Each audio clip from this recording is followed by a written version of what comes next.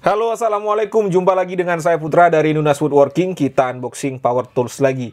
Oke, kali ini kita akan unboxing sebuah trimmer dari Kyocera. Tipenya adalah TR50A. Ini harganya sekitar 840 ribuan di marketplace online. Nanti link pembeliannya saya sertakan di kolom deskripsi. Oke, tidak usah berlama-lama lagi. Langsung saja kita ke pokok pembahasan.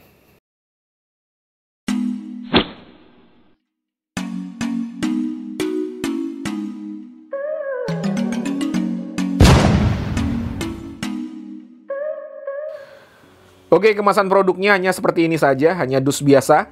Di sini ada tulisan Ryobi dan juga ada tulisan Kyocera di atasnya. Untuk tipenya adalah TR50A di sini. Wattnya 500 watt dan koletnya 6 mm. Tidak ada keterangan apa-apa lagi, langsung saja kita buka boxnya.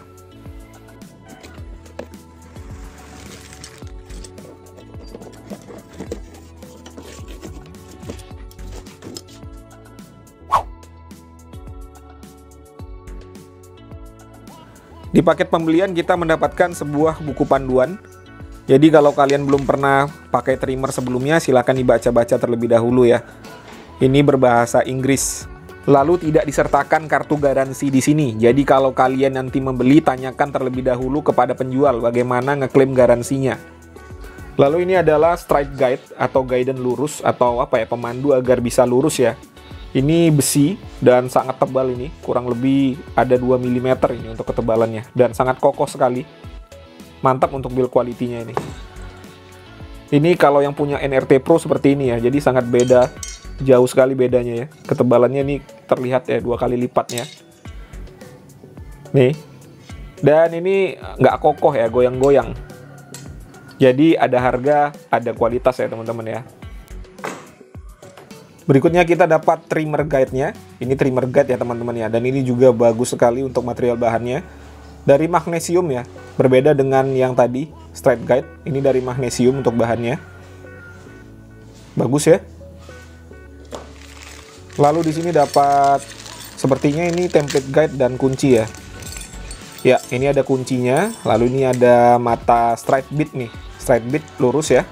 Kecil seperti ini. Untuk kualitasnya nanti kita akan uji coba ya. Lalu ini namanya template guide. Template guide ini saya juga kurang paham cara menggunakannya, tetapi di luar negeri ini sering digunakan ya. Dipasangkan nanti di sini, di sela-selanya. Tapi kita harus buka dulu sekrup-sekrupnya itu. Lalu ini kunci-kuncinya, dapat kunci 17 dan kunci 10, dan ada kunci 9 juga. Lalu menu utama kita, mesin trimmernya ya. Ini material bahannya adalah plastik ABS. Untuk bodinya, untuk material bahan plastiknya ini bagus ya. Lalu untuk mika plat base-nya, kita buka dulu ya biar lebih jelas. Kalau dilihat sekilas sih bagus.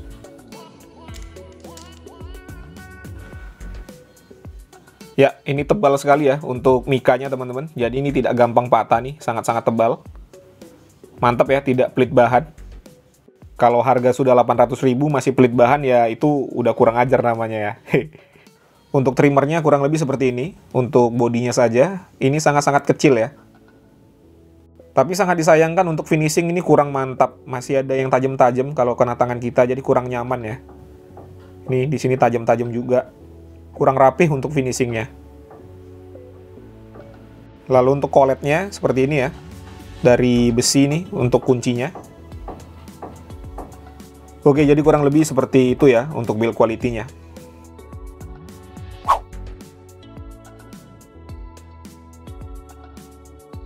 Lalu untuk fitur-fiturnya, yang pertama di sini ada tombol on off ya, hanya tombol on off.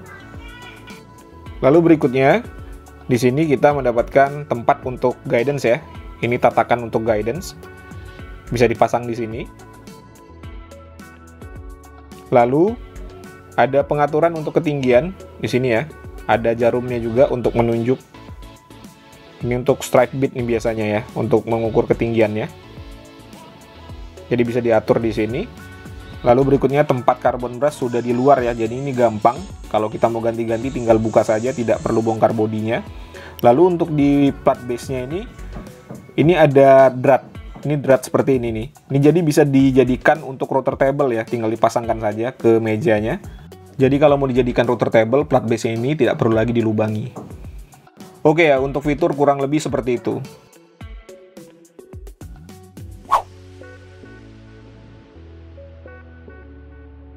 Berikutnya untuk spesifikasi, di sini ada spesifikasi tertulisnya ya. Untuk wattnya dia di 500 watt. Lalu untuk RPM-nya di 33.000, nanti kita akan uji ya. Dan ini untuk ukuran koletnya adalah 6 mm atau 1/4 inci. Jadi maksimal masuknya untuk koletnya ini adalah 6 mm. Untuk konsumsi listriknya di sini sudah saya pasangkan wattmeter, kita lihat bersama-sama ya. No load speed-nya.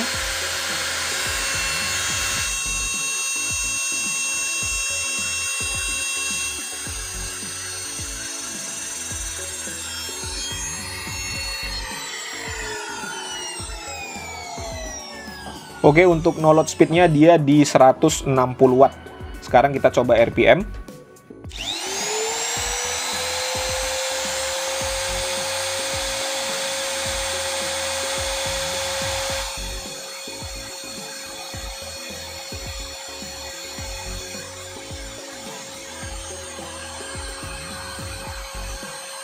Oke, RPM maksimalnya di 32.600. Sudah mendekati lah ya, masih bisa ditoleransi.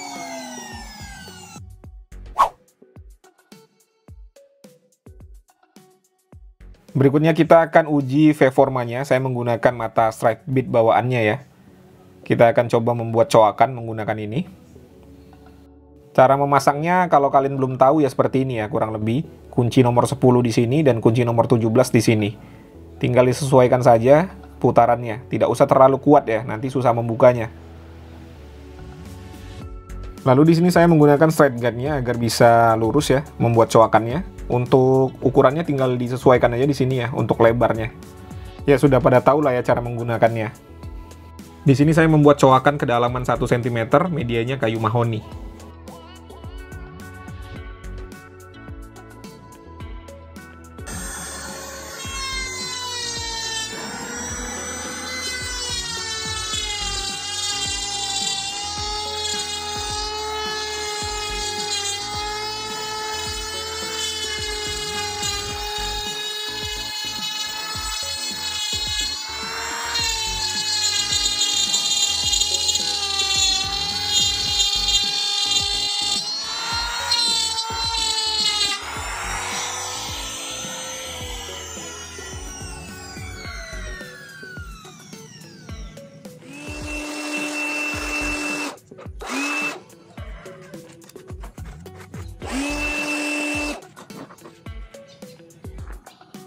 Oke, kurang lebih hasilnya seperti ini. Mantap ya.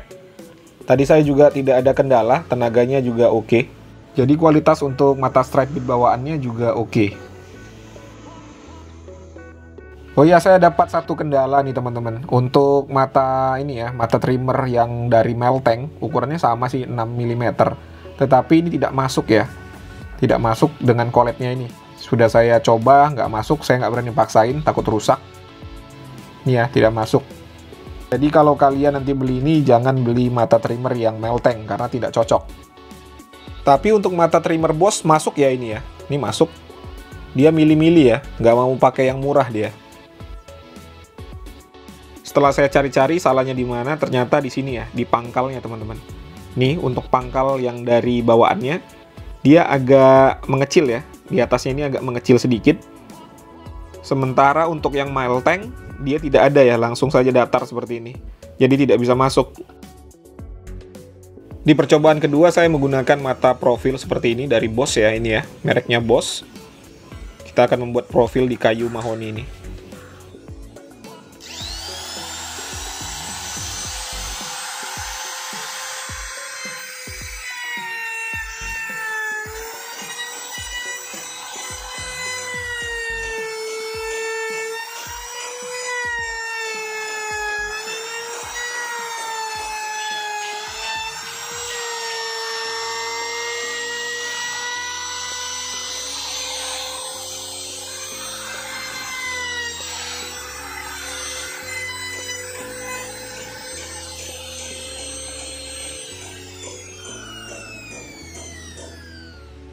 Nggak ada kendala ya, lancar teman-teman. Kurang lebih hasilnya seperti ini.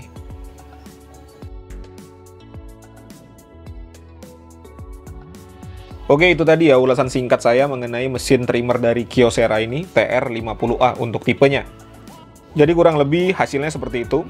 Sekarang saya akan menceritakan kepada kalian bagaimana feels-nya menggunakan alat ini tadi. Jadi ini murni opini pribadi, perspektif pribadi.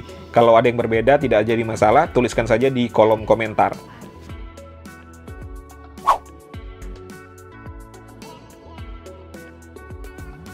Kalau dilihat dari sisi build quality, saya sebenarnya nggak ada komplain untuk material bahan yang digunakan. Semuanya bagus ya untuk material bahannya.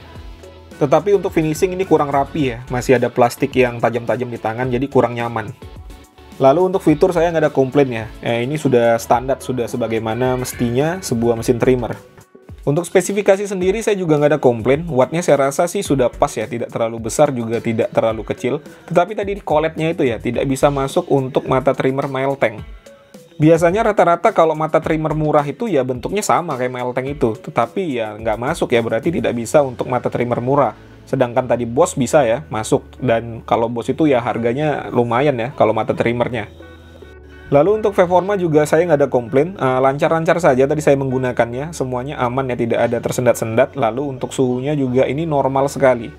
Untuk suara mesinnya, menurut pengalaman saya selama menggunakan mesin trimmer, ini salah satu yang paling halus ya, jadi adem di telinga. Lalu untuk after sales-nya ya, ini menjadi catatan juga, karena tidak disertakan kartu garansi, kalian harus pastikan dulu ke penjual, apakah ada garansinya atau tidak, dan kalau terjadi kerusakan bagaimana.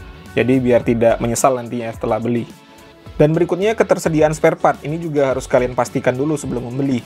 Tadi saya ada bongkar ya untuk karbon brush-nya, ya bentuknya seperti yang saya tunjukkan ini. Saya rasa kalau bentuk seperti ini ya ada yang jual ya, tapi pastikan dulu apakah ketersediaannya itu ada di daerah kalian, atau memang kalau mau beli online ya nggak ada masalah ya. Dan kalau dilihat dari bentuk karbon brush-nya ini sudah tidak simetris ya, ada coakan nih, ada coakan di sini ya. Ini ada tanda-tanda nih untuk karbon brush-nya bisa jadi boros ya. Kalau kalian punya pandangan yang berbeda, silakan aja dituliskan di kolom komentar. Oke, mungkin itu saja yang bisa saya sampaikan. Kalau ada pertanyaan, seperti biasa, dituliskan saja di kolom komentar. Kalau ada kritik dan saran juga boleh. Jumpa lagi di konten-konten saya berikutnya. Semoga kita selalu diberi kesehatan di masa pandemi ini.